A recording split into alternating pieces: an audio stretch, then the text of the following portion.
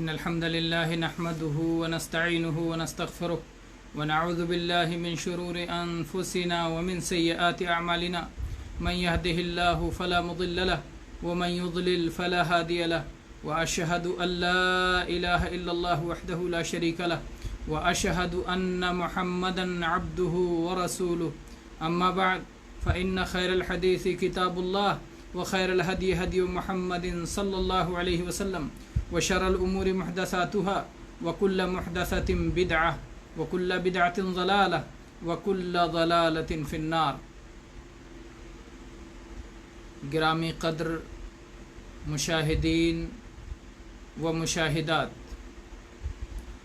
آج انشاء اللہ تعالی درس حدیث کے سلسلے کو آگے بڑھاتے ہوئے ہم حافظ ابن حجر رحمہ اللہ کی کتاب بلوغ المرام من ادلۃ الاحکام کی حدیث نمبر 629 پڑھیں گے. حدیث نمبر 629. عربی الفاظ حدیث کے اس طرح ہیں: وعن انس بن مالک رضی اللہ عنہ قال قال رسول اللہ صلی اللہ علیہ وسلم تسحروا فإن في السحور برکہ.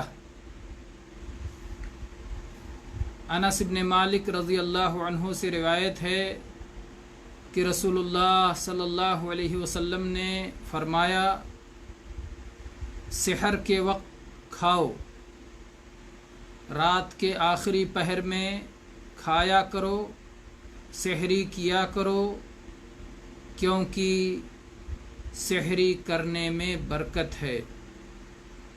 یہ متفق علیہ حدیث ہے. اس حدیث کے راوی ہیں انس ابن مالک رضی اللہ عنہ. انس ابن مالک رضی اللہ عنہ مشہور انصاری صحابی ہیں، نبی کریم صلی اللہ علیہ وسلم کے خادم خاص ہیں. ان کی والدہ ام سلیم رضی اللہ عنہا نے ان کو لا کر کے، انس ابن مالک رضی اللہ عنہ کو لا کر کے نبی کریم صلی اللہ علیہ وسلم کی خدمت میں پیش کیا اور آپ کی خدمت کے لیے دے دیا. پورے 10 سال تک، جب تک نبی کریم صلی اللہ علیہ وسلم مدینہ طیبہ میں رہے، تب تک یہ نبی صلی اللہ علیہ وسلم کی خدمت کرتے رہے. بہت زیادہ احادیث انہوں نے بھی روایت کی ہیں، اور ان صحابہ کرام میں سے ان کا نام ہے جنہیں مکثرین فی الروایہ کہا جاتا ہے، یعنی 2,2500 روایات لگ بھگ ان کی ہیں. اور ایک بار ان کی والدہ نے نبی کریم صلی اللہ علیہ وسلم سے دعا کی درخواست کی کہ اللہ کے نبی، اپنے خادم ہمارے بیٹے کے لیے دعا کر دیجئے. تو اللہ کے نبی صلی اللہ علیہ وسلم نے دعا کرتے ہوئے ارشاد فرمایا، اللہم اکثر مالہ وولدہ، اے اللہ ان کو خوب مال اور خوب اولاد عطا فرما، بہت زیادہ مال اور بہت زیادہ اولاد عطا فرما.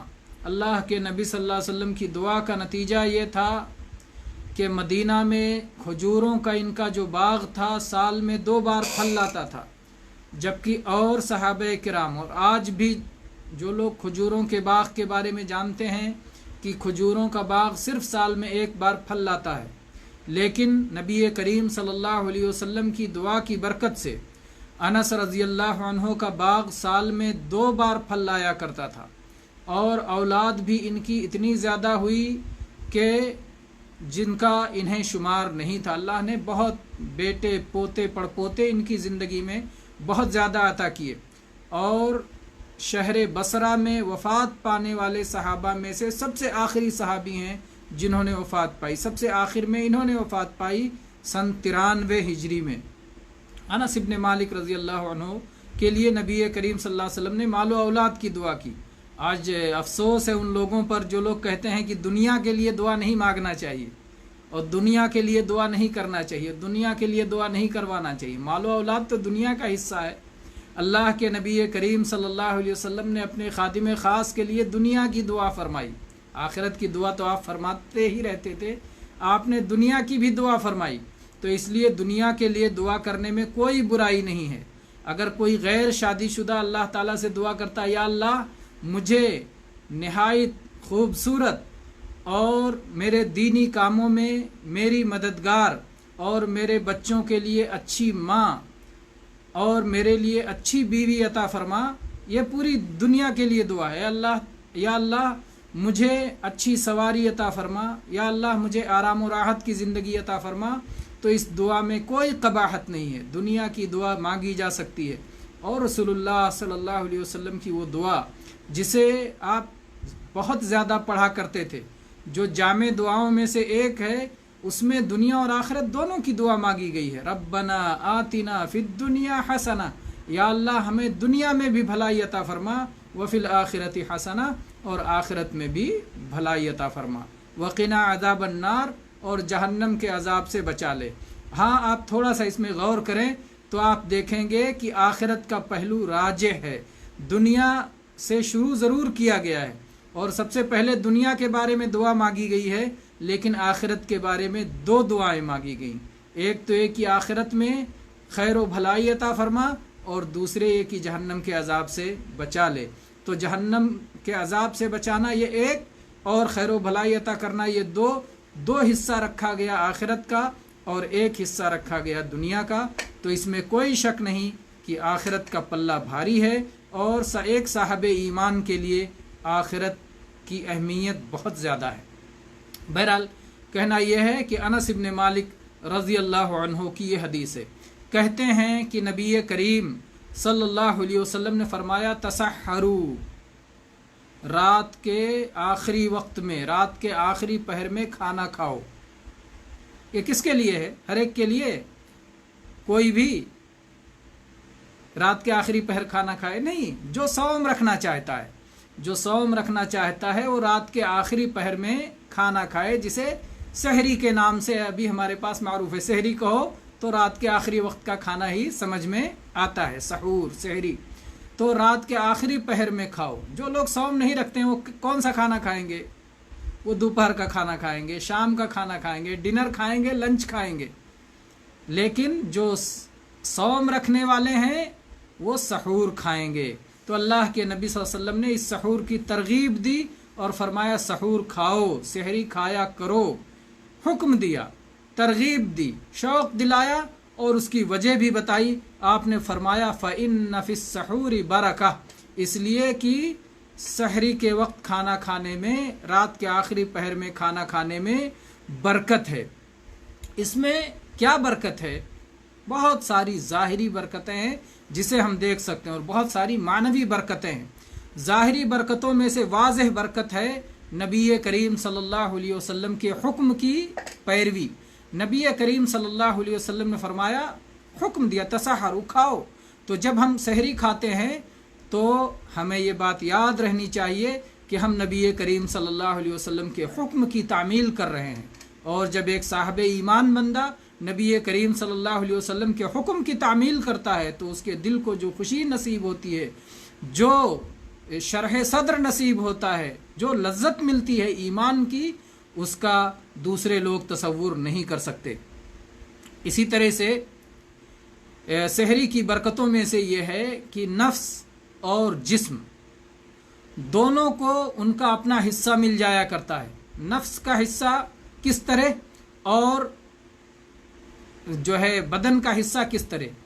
کھانے اور پینے کا جب موقع ملتا ہے تو یہ نفس کی خواہشات میں سے ہیں، حظوظ نفس میں سے ہے، اس لیے نفس کھانے پینے کا موقع پا کر کے اسے بھی ایک راحت ملتی ہے، اور جسم کو تو کھانے پینے سے ہی جسم فربا ہوتا ہے، جسم توانا ہوتا ہے، جسم جو ہے کو قوت نصیب ہوتی ہے۔ تو یہ جسم کے لیے بھی بہتر ہے اور نفس کے لیے بھی بہتر ہے۔ اسی طرح سے سحری کی برکتوں میں سے یہ ہے کہ ہمیں دن میں صوم رکھنا ہے، طلوع فجر سے لے کر غروب آفتاب تک کھانا چھوڑ دینا ہے، پینا چھوڑ دینا ہے۔ تو جب ہم سحر کے وقت میں کھانا کھا لیتے ہیں، پانی پی لیتے ہیں، تو یہ دن بھر کی جو عبادت ہم کرنے والے ہیں اس میں ہمارا معاون ہو جاتا ہے، تو اللہ کی اطاعت پر، اللہ کی عبادت پر یہ معاون ہوتا ہے، اس لیے یہ برکت والا کام ہے۔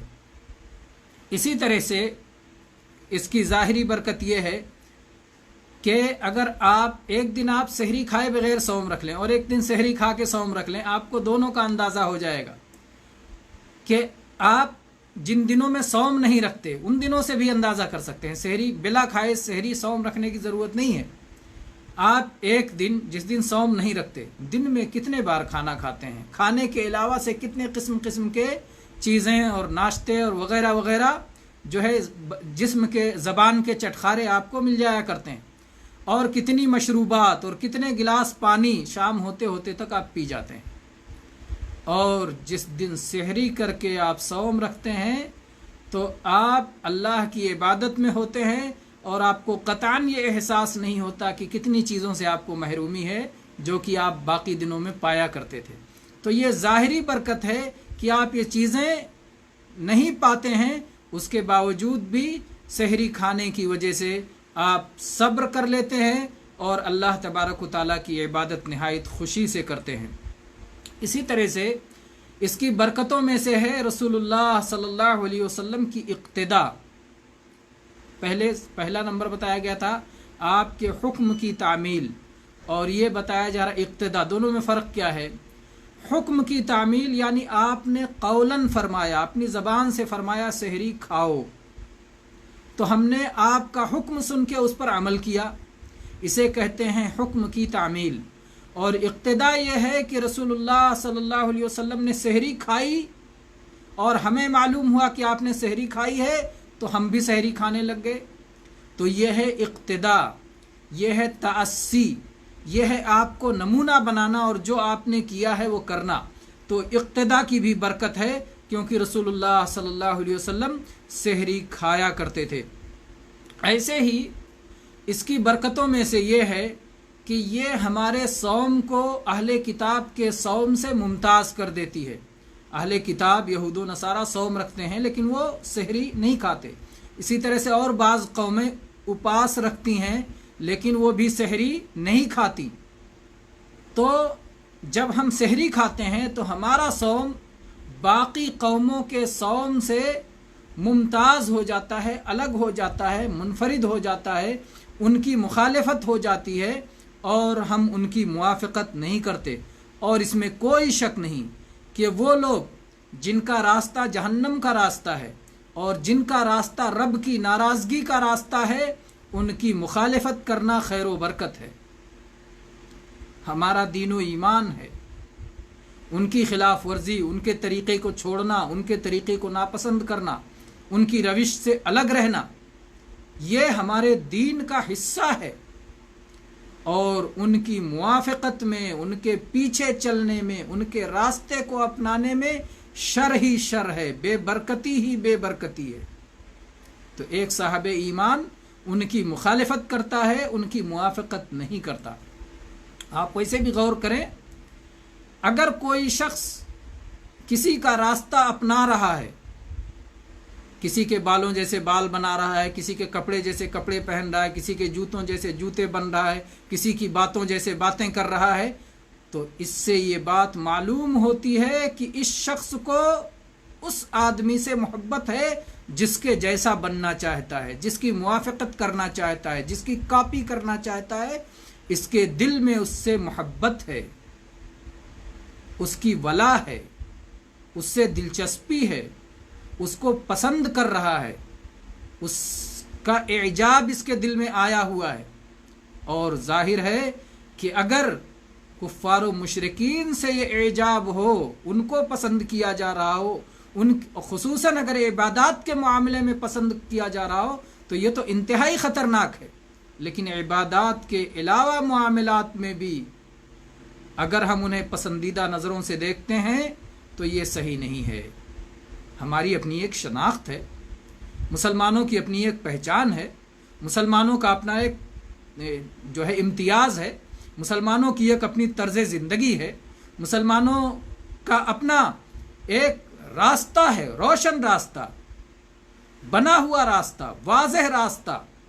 کہ اس راستے پر چلنے والے پہچان لیے جاتے ہیں کہ یہ ایک اللہ کے بندے ہیں، یہ محمد الرسول اللہ صلی اللہ علیہ وسلم کے امتی ہیں۔ یہ ایسی چیز ہے کہ جس میں مسلمان کو کسی طرح سے مداہنت اور تساہل اور نرمی اور سے کام نہیں لینا چاہیے، بلکہ اپنی پہچان کو ہمیشہ باقی رکھنا چاہیے۔ تو اس حدیث میں برکت کی ایک چیز یہ ہے کہ یہ حدیث ہمیں تعلیم دیتی ہے کہ اہل کتاب اور دوسری امتیں صوم رکھتی ہیں سحری کے بغیر، ہم ان کی مخالفت کرتے ہیں، ہم اپنا خاص انداز اور اپنا خاص طریقہ بناتے ہیں کہ ہم سحری کھاتے ہیں اس کے بعد صوم رکھتے ہیں۔ اسی طرح سے اس حدیث کے فوائد میں سے یہ بھی ہے کہ اللہ کے نبی صلی اللہ علیہ وسلم فرمایا سحری کھاؤ کیونکہ سحری کھانے میں برکت ہے۔ سحری کھانے میں برکت ہے، فی السحور برکہ، اس کا دو مفہوم بنتا ہے۔ ایک مفہوم تو بنتا ہے کہ سحری کھانے کا عمل مبارک ہے، اس وقت جب ہم سحری کھاتے ہیں تو یہ عمل برکت والا عمل ہے، اور اس کی برکتیں اب تک بیان کی گئیں، عمل کی برکت۔ اور دوسرا مفہوم یہ نکلتا ہے کہ اس وقت جو سحری کھائی جاتی ہے، جو کھانا کھایا جاتا ہے، وہ بھی مبارک ہے، عمل بھی مبارک ہے اور وہ کھانا بھی مبارک ہے۔ اس سے یہ ثابت ہوا کہ کچھ کھانے مبارک ہوتے ہیں، اور جب کھانے مبارک ہوتے ہیں تو کھانے والے انسان، کیا کچھ انسان مبارک نہیں ہو سکتے؟ کچھ انسان بھی مبارک ہوتے ہیں۔ پہلے برکت کو سمجھ لیں تو بات سمجھ میں آئے گی۔ برکت کس کو کہتے ہیں؟ برکت کہتے ہیں کثرت خیر کو اور دوام خیر کو۔ بہت زیادہ خیر ہو، بھلائی ہو، اور یہ خیر جاری ہو، اس کا سلسلہ چلتا رہے، یہ برکت ہے۔ عربی میں اس تالاب کو جس میں پانی بھرا ہوا ہو اور جس کے پانی سے لوگ فائدہ اٹھا رہے ہوں، اس کو کہتے ہیں برکہ۔ برکہ اور برکہ میں بس تھوڑا زیر زبر کا فرق ہے، الفاظ وہی ہیں۔ تو کیوں؟ اس لیے کہ اس تالاب میں جو پانی ہے وہ بہت ہے، تھوڑا سا نہیں کہ ایک دو پیالہ پانی ہے، اچھا خاصا پانی ہے، جمع ہے، اکٹھا ہے، اور اس سے لوگ لگاتار اور مسلسل فائدہ اٹھاتے رہتے ہیں۔ تو اسی طرح سے برکت ہے کہ برکت جس سے فائدہ اٹھایا جائے، جس کا نفع عام ہو، جس کا نفع جاری رہے، وہ برکت ہے۔ تو جب یہ کہا گیا کہ کچھ مسلمان بھی مبارک ہوتے ہیں، بعض اہل علم اس کا انکار کرتے ہیں، وہ دوسرا زاویہ ہے۔ اس دونوں زاویوں کو ہم سمجھ لیں گے تو انشاءاللہ بات واضح ہو جائے گی۔ جب ہم کہتے ہیں کہ کوئی بھی ایسا نہیں جس کو آپ مبارک مان کے اس سے تبرک لیں، بات دوسری ہو گئی۔ آپ نے کہا یار یہ آدمی بہت مبارک ہے، اس کے ہاتھ چومو، اس کے پاؤں چومو، اس کے وضو کا بچا ہوا پانی، اس کا کھانے کا بچا ہوا جوٹھا، اس کو کھاؤ، تو ہم یہ کیا کہتے ہیں؟ یہ تبرک لینا درست نہیں ہے، یہ کسی کی برکت نہیں ہے۔ محمد الرسول اللہ صلی اللہ علیہ وسلم سے اس طرح کا تبرک خاص تھا۔ اللہ کے نبی کریم صلی اللہ علیہ وسلم کا لعاب مبارک، اللہ کے نبی کریم صلی اللہ علیہ وسلم کا پسینہ مبارک، اللہ کے نبی کریم صلی اللہ علیہ وسلم کے بدن سے لگا ہوا کپڑا مبارک، اللہ کے نبی کریم صلی اللہ علیہ وسلم کے سروں کے، داڑھیوں کے اور بدن کے بال مبارک، وہ سب مبارک تھے اور اس سے برکت لینا جائز تھا، تبرک لینا جائز تھا۔ لیکن رسول اللہ صلی اللہ علیہ وسلم کے بعد صحابہ کرام سے بھی اس طرح کا تبرک نہیں لیا گیا، نہ ایسا کرنا جائز تھا۔ ابو بکر صدیق رضی اللہ عنہ، عمر فاروق رضی اللہ عنہ، عثمان غنی رضی اللہ عنہ، علی حیدر رضی اللہ عنہ، ابو ہریرہ رضی اللہ عنہ، عبد الرحمن بن عوف رضی اللہ عنہ، خالد بن ولید رضی اللہ عنہ، اسی طرح سے انس بن مالک رضی اللہ عنہ اور دوسرے صحابہ کرام، کسی سے بھی اس طرح کی برکت نہیں لی گئی، نہ لینا جائز تھا، نہ آج کسی سے اس طرح کا تبرک لینا جائز ہے۔ یہ مقصود نہیں ہے۔ جب ہم کہتے ہیں کچھ لوگ مبارک ہوتے ہیں تو اس کا دوسرا مفہوم ہے۔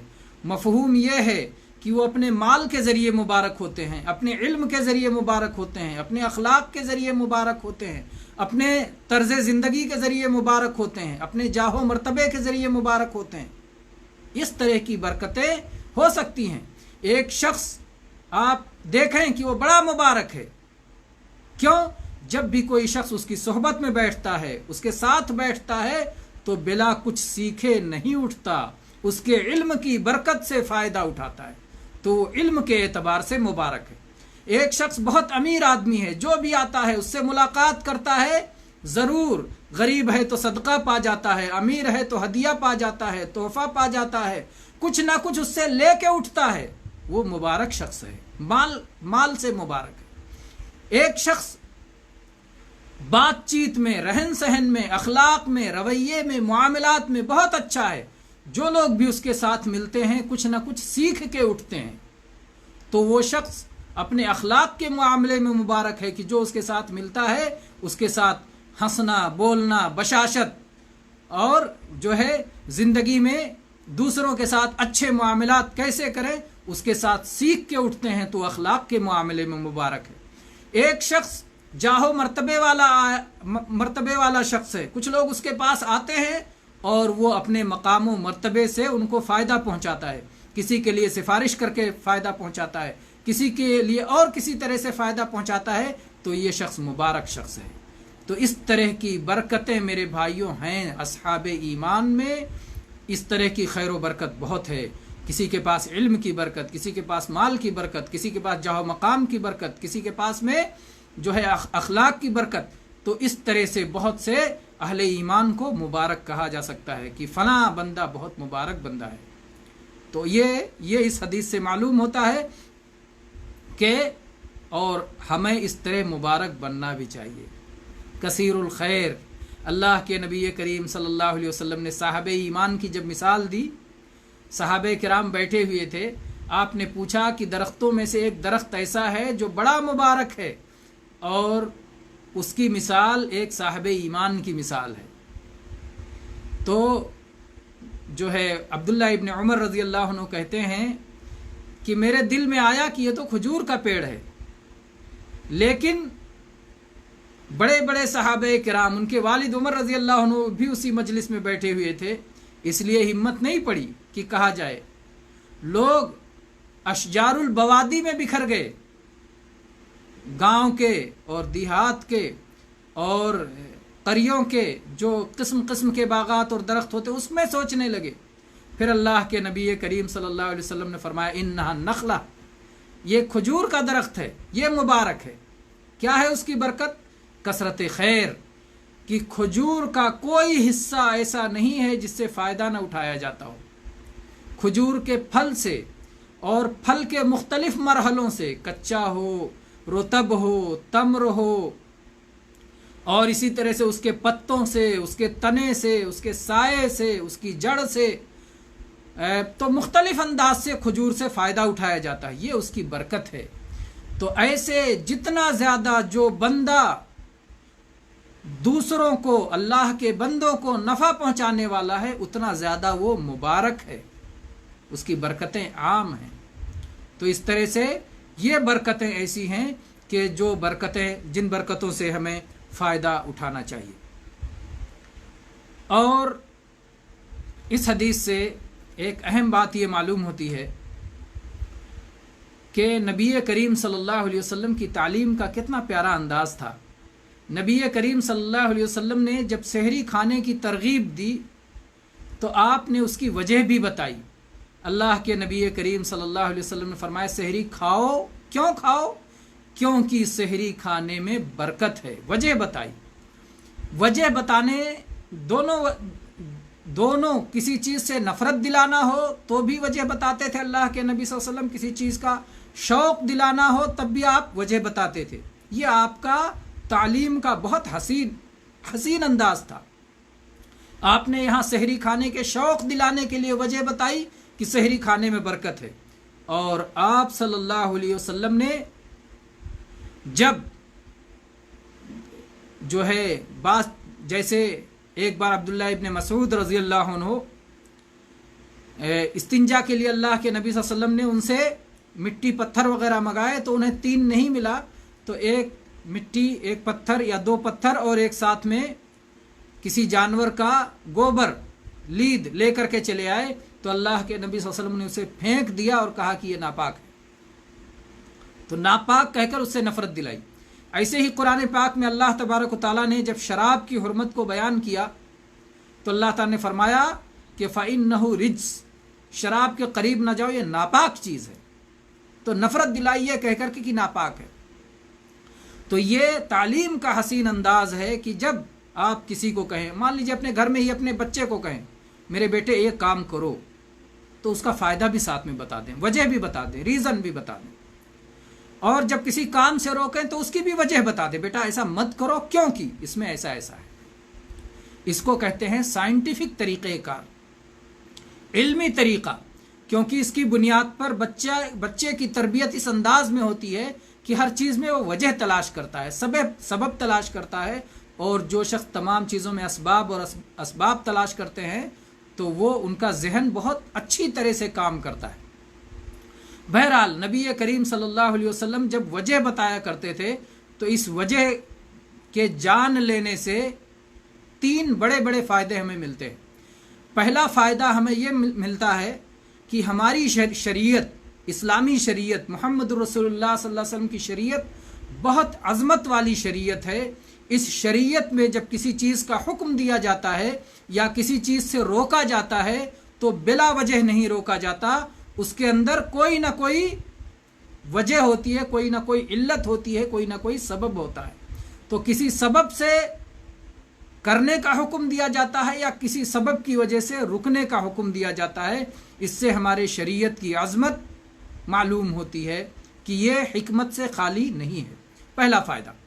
دوسرا فائدہ یہ ہے علماء کے لیے کہ جب ہم کسی مسئلے میں سبب جان جاتے ہیں، علت جان جاتے ہیں، تو قیاس کرنا آسان ہو جاتا ہے، کیونکہ جہاں جہاں وہ علت پائی جائے گی وہاں وہاں وہی حکم پایا جائے گا۔ الحکم یدور مع علتہ وجودا وعدما، فقہاء کرام کہتے ہیں کہ جہاں جہاں وہ علت موجود ہو، جہاں جہاں وہ سبب موجود ہو، حکم بھی وہی موجود ہوگا۔ یعنی جب شراب پینا حرام ہے کیونکہ ناپاک ہے، تو جو چیز بھی ناپاک ہے اس کا کھانا پینا حرام ہے۔ جہاں جہاں یہ علت پائی جائے وہ ساری چیزیں وہاں یہی حکم لاگو ہوگا۔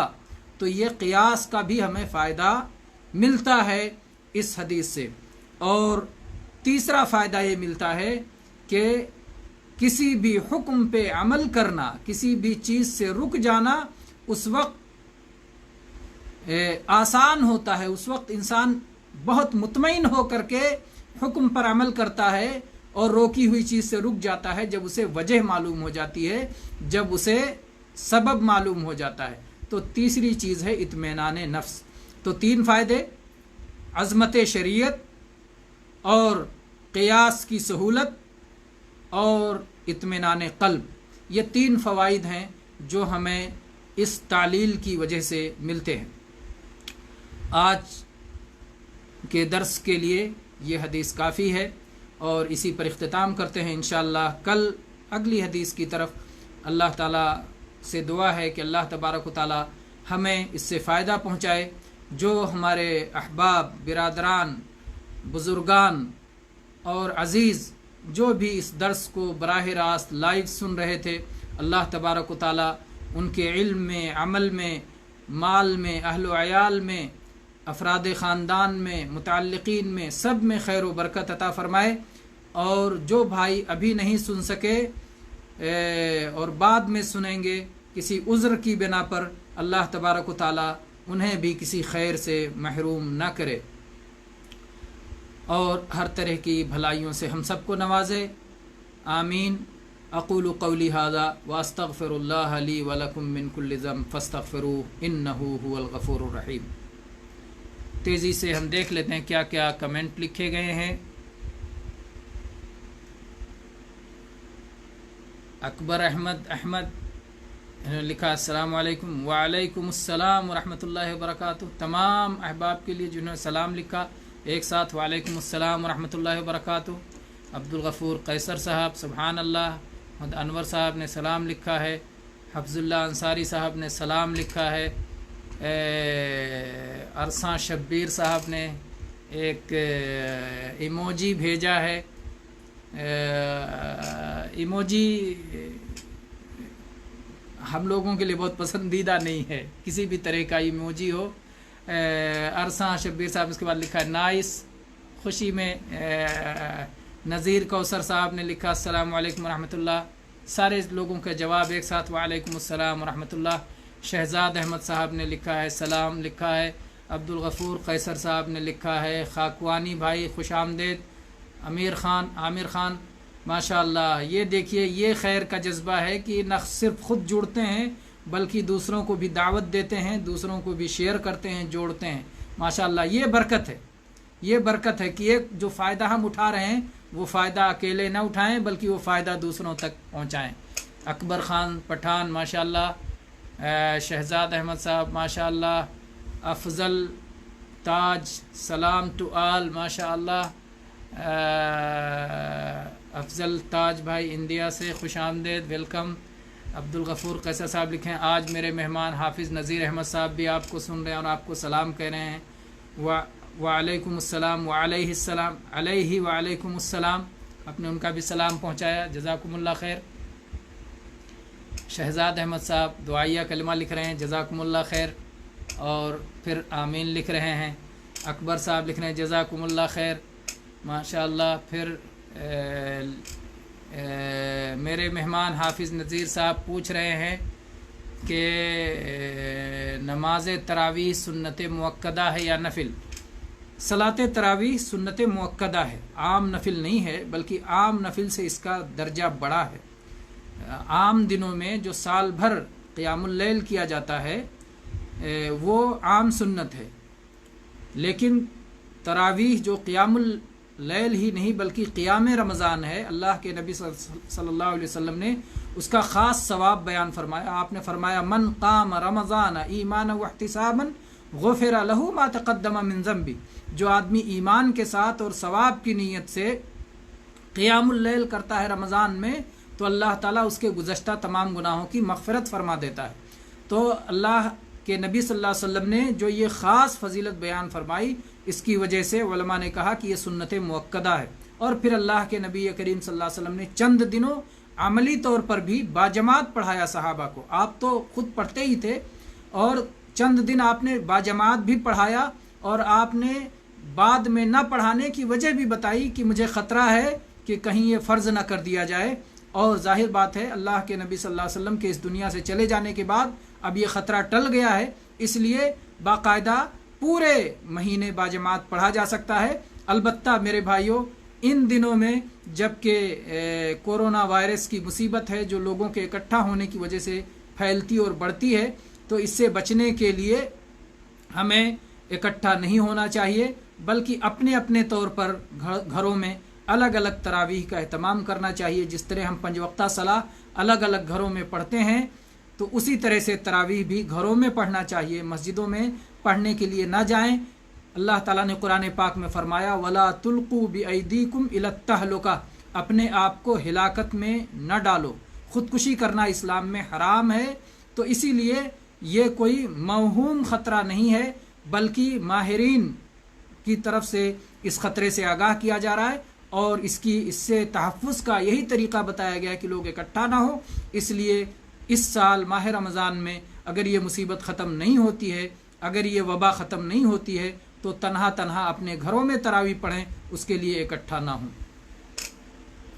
اس کے بعد میں محمد سلیم بھائی لکھ رہے ہیں السلام علیکم.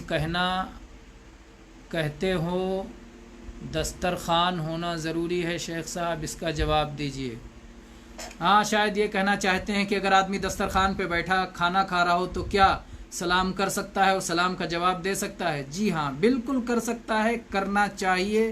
سلام کرنا چاہیے، سلام کا جواب دینا چاہیے. چپ چاپ قطعاً کھانا نہیں کھانا چاہیے. کھانا کھانے کے دوران بات چیت کرنا ہی سنت ہے. اور اس سلسلے میں ہماری کتاب ہے کھانے پینے کے آداب دلائل کے ساتھ، اس میں یہ باتیں بتائی گئی ہیں. اور اس کے علاوہ ہمارے ویڈیو کلپس بھی اس تعلق سے ہیں اور بہت سارے دروس میں ہم نے یہ بیان کیا ہے کہ نبی کریم صلی اللہ علیہ وسلم کی جو سب سے لمبی حدیث ہے حدیث شفاعت، وہ آپ نے کھانے کے دوران بیان فرمائی ہے۔ تو اس طرح سے کھانے کے دوران بات چیت کرنا یہ سنت ہے، سلام کرنا اور سلام کا جواب دینا سنت ہے۔ بہت شکریہ جواب سے نوازنے کا، جزاک اللہ خیر۔ اکیلا آدمی تراویح کیسے پڑھے؟ جیسے آپ 2 رکعت سنت پڑھتے ہیں ویسے 2 رکعت پڑھتے جائیں۔ اگر آپ کو قرآن پاک جو ہے یاد نہیں ہے اور آپ چاہتے ہیں کہ قرآن پاک جو ہے دیکھ کر کے پڑھیں تو ایسا کرنا جائز ہے۔ آپ قرآن پاک ہاتھ میں لے لیں اور اسے دیکھ کر کے دیر تک قیام کریں، کیونکہ اللہ تعالیٰ کو لمبا قیام پسند ہے۔ عائشہ رضی اللہ عنہا کے غلام زکوان یہ مصحف ہاتھ میں لے کر کے پڑھتے تھے اور امامت کراتے تھے۔ تو اس سے معلوم ہوتا ہے کہ قرآن پاک ہاتھ میں لے کر کے بھی تلاوت کی جا سکتی ہے۔ تو اس طرح سے آپ گھر میں تراویح پڑھیں، قرآن پاک دیکھ کر کے قرآن اگر ختم کرنا چاہتے ہیں، ویسے قرآن پاک تراویح میں ختم کرنا ضروری نہیں ہے۔ آپ کو 2-4 سورت یاد ہے، وہی سورتیں بار بار ریپیٹ کر کے لمبا قیام کر سکتے ہیں، اور مختصر بھی جو ہے چند رکعتیں پڑھ کر کے ختم کر سکتے ہیں، جتنی اللہ توفیق دے۔ تراویح کی کوئی تعداد متعین نہیں ہے، 11 راجح ہے، لیکن اگر کوئی شخص 23 پڑھے، کوئی شخص 31 پڑھے، کوئی شخص 41 پڑھے، 2 کر کے جتنا چاہیں پڑھیں، ایک ساتھ میں آخر میں ملا لیں، سب وتر ہو جائے گا۔ صفی الرحمن اسماعیل صاحب یہ بھی سلام لکھ رہے ہیں، جزاکم اللہ خیر۔ وعلیکم السلام ورحمۃ اللہ وبرکاتہ۔ اس طرح سے عاصمہ مہدین سلفی یہ بھی لکھ رہے ہیں، السلام علیکم ورحمۃ اللہ۔ وعلیکم السلام ورحمۃ اللہ وبرکاتہ۔ اب میرے خیال سے کمنٹ کا سلسلہ میرے اپنے خیال سے مکمل ہو گیا ہے، اور آگے لوگ لکھتے رہیں گے۔ بہرحال انہی پر اختتام کیا جاتا ہے۔ وآخر دعوانا ان الحمد للہ رب العالمین، وصلی اللہ علی نبینا وسلم۔